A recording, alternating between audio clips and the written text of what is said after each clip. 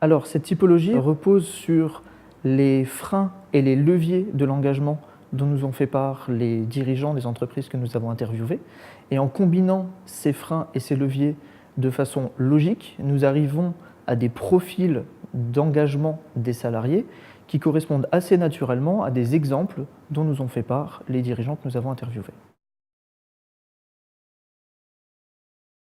On a identifié, à travers les propos des dirigeants sur la manière dont ils perçoivent l'engagement de leurs collaborateurs, 6 logiques d'engagement différentes des collaborateurs.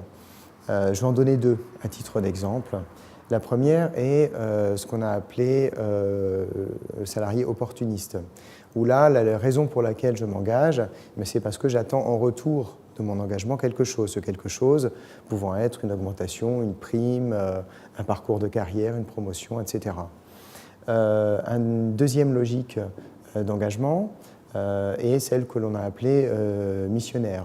Si on fait référence par exemple aux infirmières durant la canicule, on ne peut pas dire que ce soit des raisons d'incitation financière qui ont été à l'origine de leur engagement. C'est plutôt le sens de leur mission. Un des profils que nous avons mis en évidence est le profil donc, du professionnel, qui est quelqu'un qui va s'engager dans son travail par, on va dire, amour du travail bien fait. C'est un profil qu'on peut retrouver plutôt dans certaines cultures nationales que dans d'autres.